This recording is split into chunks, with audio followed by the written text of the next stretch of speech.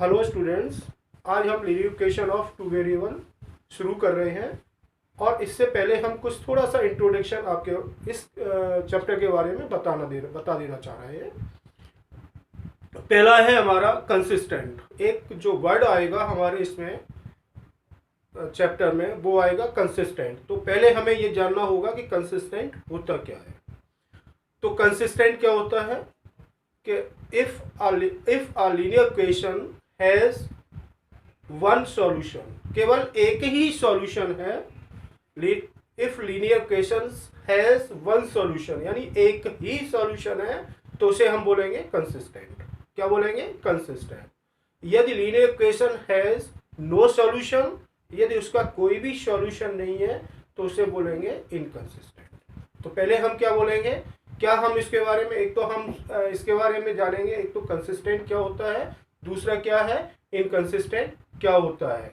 तो कंसिस्टेंट जिसके एक सॉल्यूशन है उसे हम बोलेंगे कंसिस्टेंट, और जिसका लीनियर इक्वेशंस का कोई भी सॉल्यूशन नहीं है तो उसे बोलेंगे इनकंसिस्टेंट। ठीक है।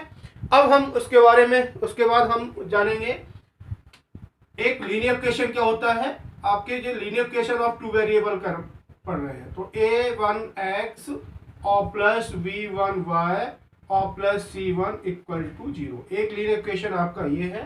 दूसरा आपका ये है a2x प्लस b2y और प्लस c2 इक्वल टू 0। ये स्टैंडर्ड फॉर्म है ऑफ लीनियर इक्वेशन का, ये स्टैंडर्ड फॉर्म है। तो a1x plus b1y plus c1 equal to 0 और a2x plus b2y plus c2 equal to 0। अब हम इसमें कुछ कंडीशन और है उसके बारे में जानेंगे। बिना इस कंडीशन के हम कुछ नहीं कर सकते, तो ये कंडीशन हमें याद रखना पड़ेगी। क्या है पहली कंडीशन?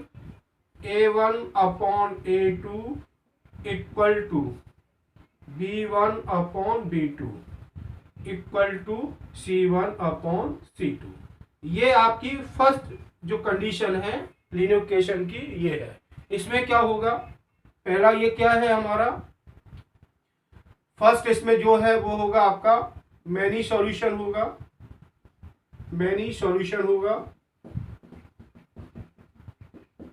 दूसरी कंडीशन है यदि ऐसा है तो हम बोल सकते हैं मैनी सॉल्यूशन। दूसरी कंडीशन क्या है इसी की, ये यदि है तो क्या इसको हम बोल सकते हैं कोइंसिडेंट भी बोल सकते हैं। कोइंसिडेंट भी बोल सकते हैं, कोइंसिडेंट। ठीक। सेकंड हम क्या बोल सकते हैं? कोइंसिडेंट। थर्ड हम क्या बोल सकते हैं इसको? Consistent but dependent.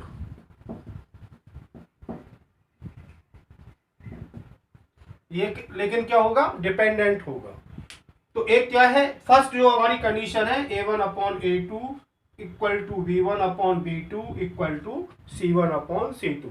तो इसमें क्या होगा, यदि कोई पूछता है मैनी सॉल्यूशन क्या है, मैनी सॉल्यूशन क्या है, इसका मैनी सॉल्यूशन क्या है, तो हमारी ये कंडीशन आना चाहिए। यदि कोई पूछता है कोइंसिडेंट है कि नहीं है तो हमारी ये कंडीशन आना चाहिए। तीसरी कोई पूछता है कंसिस्टेंट है या नहीं है तो भी हमारी ये कंडीशन आनी चाहिए। ठीक है। अब ये सेकंड है कंडीशन हमारी, फर्स्ट कंडीशन हो गई। अब सेकंड कंडीशन है a1 upon a2 equal to v1 upon v2 is not equal to c1 upon c2। ये सेकंड कंडीशन है। तो इसमें क्या क्या होगा, एक तो फर्स्ट क्या होगा, नो सॉल्यूशन होगा। सेकंड क्या होगा, नो सॉल्यूशन है तो क्या होगा, पैरेलल लाइन होगी। तीसरा क्या होगा, इनकंसिस्टेंट होगा।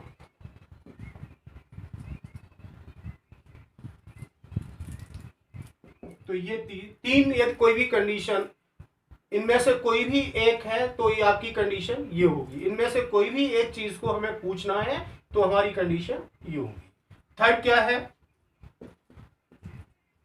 a1 upon a2 is not equal to b1 upon b2।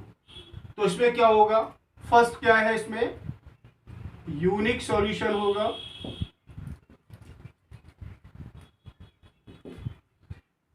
Second क्या होगा, कंसिस्टेंट होगा।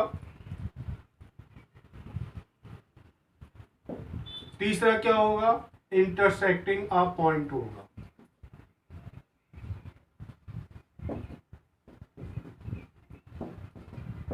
तो ये हमारे 3 कंडीशन बहुत जरूरी है, इसको हमें इसके बेस पे बहुत सारे क्वेश्चन करना है। इन 3 कंडीशन के बेस पे हमें बहुत सारे क्वेश्चन करना है, तो हमको पहले ये 3 कंडीशन अच्छी तरह याद होना चाहिए। ठीक, अब आपकी ये 2 इक्वेशन दिए हैं, लीनियर इक्वेशन ऑफ 2 वेरिएबल की 2 इक्वेशन दी है। अब हमको इनको सॉल्व करना है, इस टाइप के क्वेश्चन को सॉल्व करना है। तो सॉल्व करने के लिए अलग अलग तरीके हैं, वो क्या क्या तरीके हैं उसके बारे में हम पहले जानते हैं। क्या तरीका है, पहले तो हमारा क्या है, पहला जो इसका मेथड है वो ग्राफिकल मेथड है।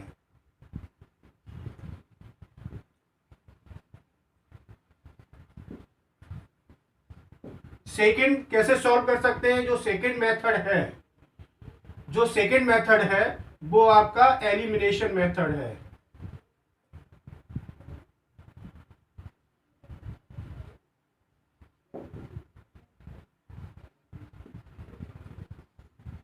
थर्ड आपका जो मेथड है वो आपका सब्स्टिट्यूशन मेथड है।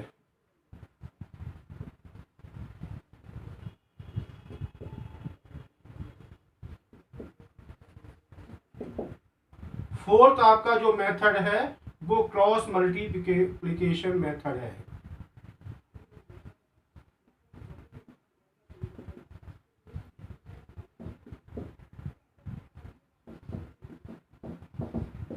तो कोई भी दो आपके जो लीनियर इक्वेशन ऑफ 2 वेरिएबल के हैं उनको इन 4 मेथड से हम उसको सॉल्व कर सकते हैं, और ये चारों मेथड इस चैप्टर में हम सॉल्व करेंगे। चारों मेथड के क्वेश्चन अलग अलग चैप्टर में, अलग अलग उसमें एक्सरसाइज में, ये आपके इस चैप्टर में आपके अलग अलग एक्सरसाइज में ये चारों मेथड दिए हैं जिनको हम आगे सॉल्व करेंगे। अब हम इसके कुछ क्वेश्चन सॉल्व करते हैं। ठीक है, नाउ इस क्वेश्चन को हम सॉल्व करते हैं। इसमें क्या दिया है, एक्सरसाइज 3.1 का है, और ये हम एनसीईआरटी बेस्ड क्वेश्चन कर रहे हैं। इसमें क्या दिया है, Aftab tell his daughter 7 years ago I was 7 times as old as you. Also 3 years from now I shall be 3 times as old as you be. और इसको हमें क्या करना है, एल्जेब्रिकली रिप्रेजेंट करना है और ग्राफिकली रिप्रेजेंट करना है। केवल रिप्रेजेंट करना है, सॉल्व नहीं करना है। हमें इसको क्या करना है, एल्जेब्रिकली रिप्रेजेंट करना है और इसको हमें ग्राफिकली रिप्रेजेंट करना है। इस क्वेश्चन को हमें एल्जेब्रिकली और ग्राफिकली रिप्रेजेंट करना है। तो क्या है, इसमें एक आफ्ताब है और एक उसकी डॉटर है। तो इसमें हम प्रेजेंट एज मानेंगे, आफ्ताब की मानेंगे और उसके डॉटर की एज मानेंगे। तो इसमें हमने माना let present age of Aftab be X years and age of his daughter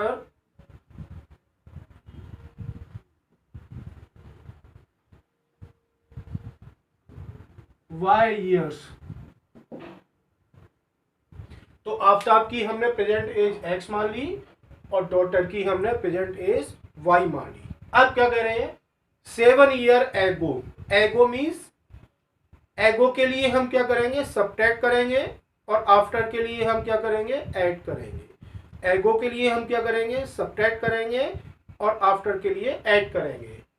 तो 7 years में ये क्या है, प्रेजेंट एज है। अब 7 years ago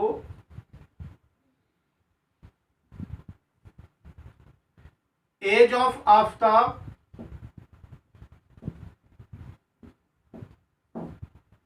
age of Aftab क्या होगी, क्या थी, x माइनस 7 ईयर। 7 को हमने सब्ट्रैक्ट कर दिया, एंड एज ऑफ डॉटर क्या हो जाएगी,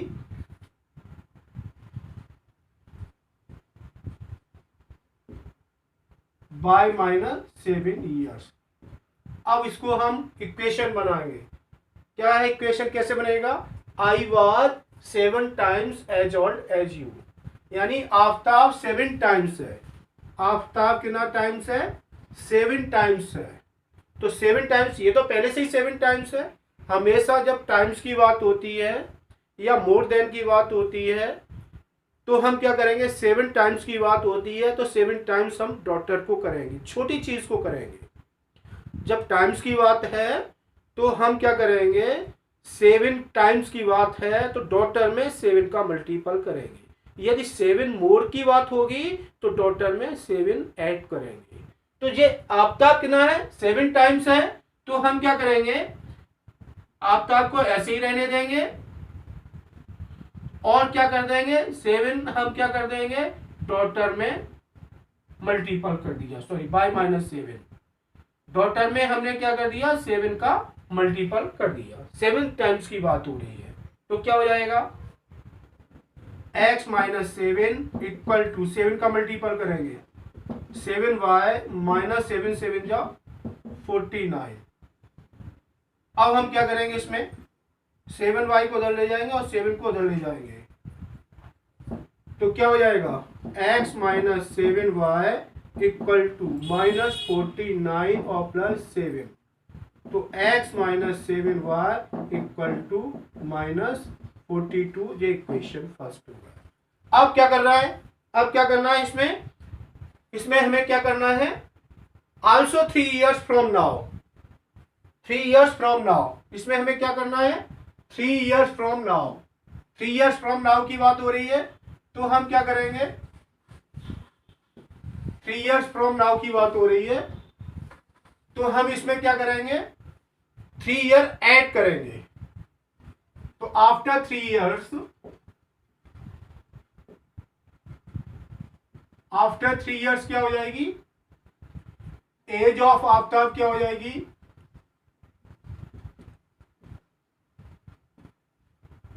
x + 3 years हो जाएगी एंड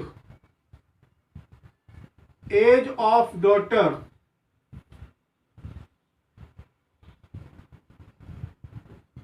क्या हो जाएगी, बाय +3 years हो जाएगी। आफ्टर 3 years क्या हो जाएगी, आफ्ताब कितना है, 3 years, 3 times है। आफ्टर 3 years क्या हो जाएगा, आफ्ताब कितना है, 3 times है, यानी आफ्ताब 3 गुना है। तो 3 times किसका मल्टीपल, किसमें मल्टीपल करेंगे हम, डॉटर में 3 का मल्टीपल करेंगे। जैसे ये किया था हमने, 7 का मल्टीपल डॉटर में किया था, ऐसे ही हम क्या करेंगे अब की बार अगेन।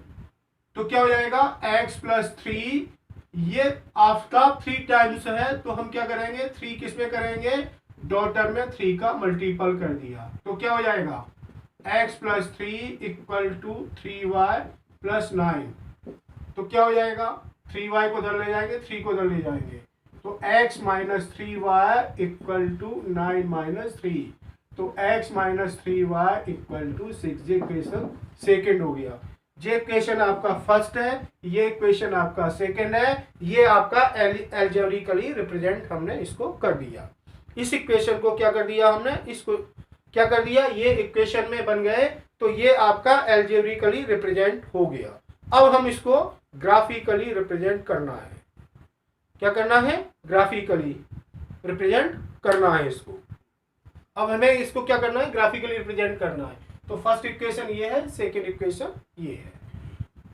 तो हम क्या करेंगे, इसको या तो 3y को हम इधर ले आएंगे तो क्या हो जाएगा, x इक्वल टू 6 + 3y हो गया। ऐसे इसमें 7y को हम इधर लाए तो क्या हो जाएगा, x इक्वल टू -42 और +7y। एक तरीका तो ये है हमारा, एक तरीका हमारा ये है। इसमें हम क्या कर देंगे, एक बॉक्स इधर भी बनाएंगे और 2 सॉल्यूशन निकालेंगे मिनिमम। एक बॉक्स हम यहां भी बनाएंगे।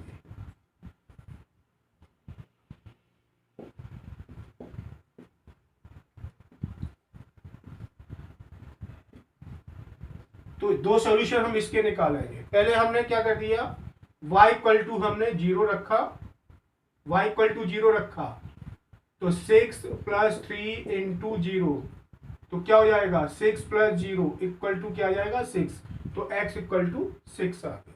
ठीक, अब हम क्या करेंगे, इसमें y इक्वल टू 1 रखेंगे, y इक्वल टू 1 रखा तो क्या आ जाएगा 6 प्लस 3 इंटू 1, तो 6 प्लस 3 इक्वल टू क्या आ जाएगा 9, तो x इक्वल टू 9 आ गया। ये सिमिलरली इसमें करेंगे हम, यही तरीका अपनाएंगे।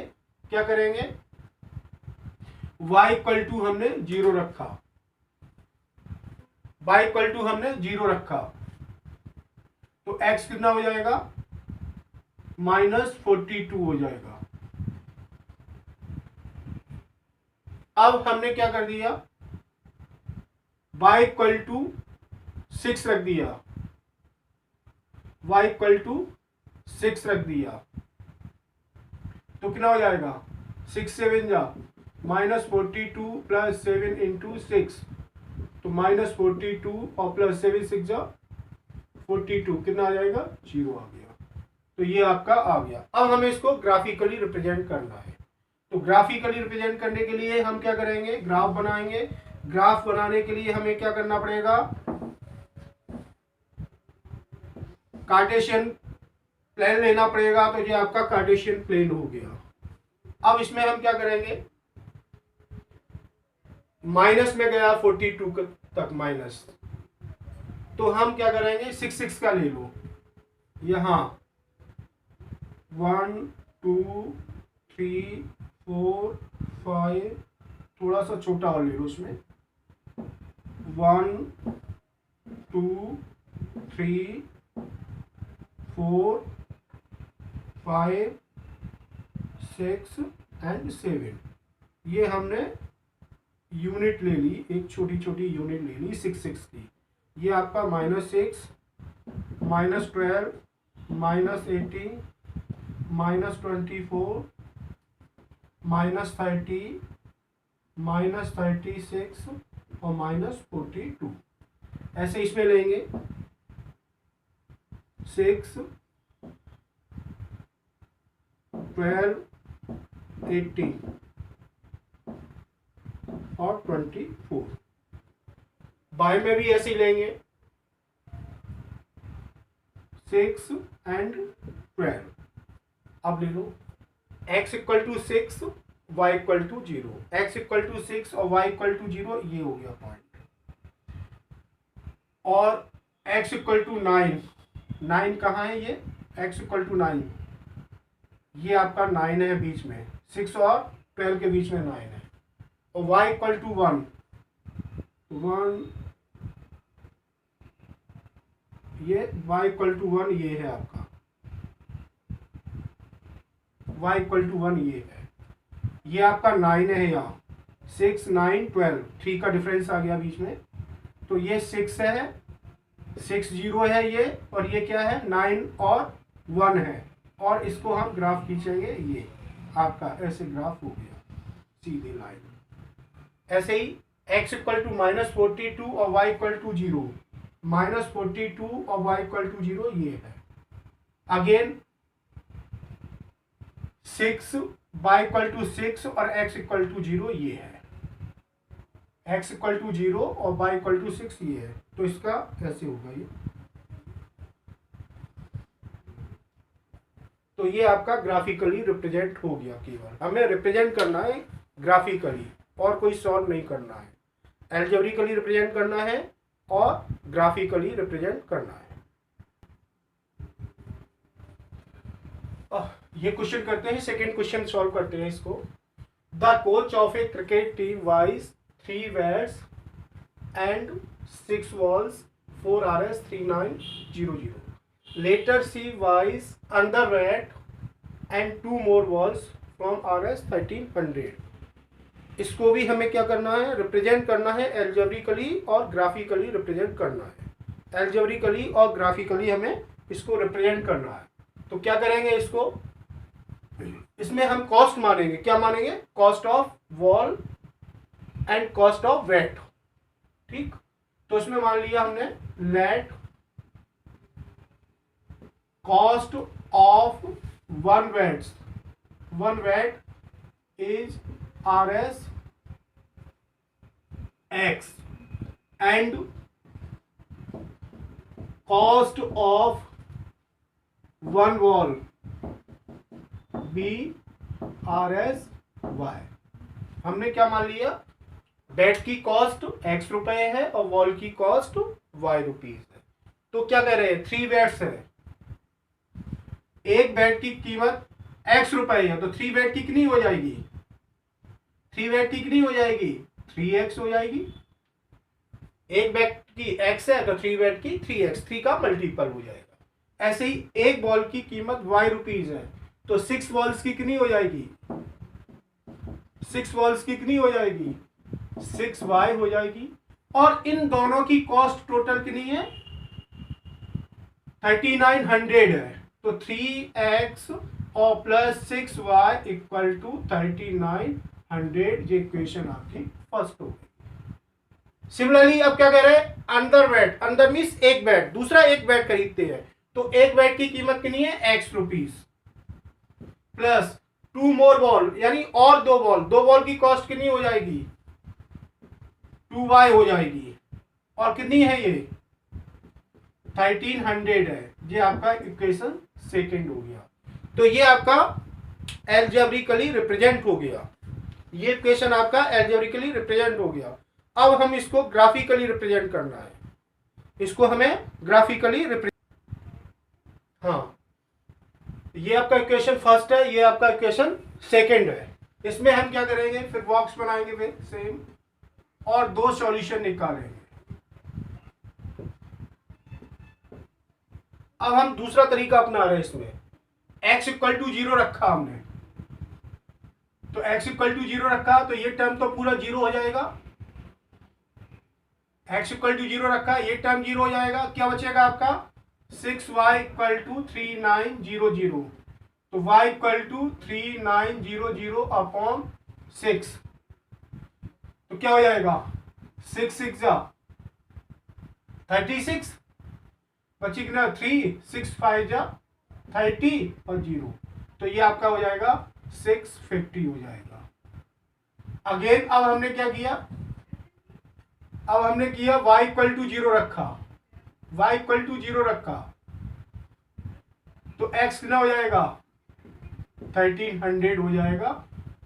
y इक्वल टू 0 रखा, तो 3x इक्वल टू 3900, y 0 हो गया आपका, तो x क्या हो जाएगा, 3900 अपॉन 3, 3 1 जा 3, 3 3 जा 9 और 0, तो ये हो गया आपका।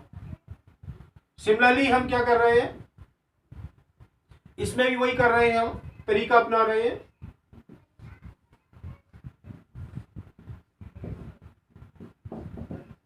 x इक्वल टू 0 रखा, x इक्वल टू 0 रखा, y कितना हो जाएगा, 2 का डिवाइड करेंगे, 2 6 जा 12, 2 5 जा 10 और 0, और y इक्वल टू हमने 0 रखा, y इक्वल टू 0 रखा, तो x इक्वल टू कितना हो जाएगा, 1300, तो सेम आ गया ये। तो ये कौन सा है, मेनी सॉल्यूशन वाला है, कंसिस्टेंट वाला, ये आपका कंसिस्टेंट हो जाएगा, यानी मेनी सॉल्यूशन हो जाएगा। इसमें हम क्या करेंगे, 650 का ही ले लो, ये 650 है और ये माइनस 1300 है। यहां भी हमने ये 650 ले लिया और ये हमने 1300 ले लिया, यहां भी हमने 650 ले लिया और ये ले लिया हमने 1300, यहां भी हमने क्या ले लिया, y में माइनस 650 ले लिया और 1300 ले लिया। x इक्वल टू 0 और y इक्वल टू 650, यहाँ क्या है, इस पॉइंट पे x 0 है और y कितना है, 650 है। अगेन इस पॉइंट पे x 1300 है और y इक्वल टू 0 है, y क्या होगा आपका 0 होगा। इन दोनों को हमने मिला दिया। ठीक, अगला आपका 0650 यही है और 1300 यही है, तो ये भी एक दूसरी लाइन भी इसी के ऊपर जाएगी, इसकी लाइन भी इसकी, इस इक्वेशन की लाइन और इस इक्वेशन की लाइन ओवरलैपिंग होगी।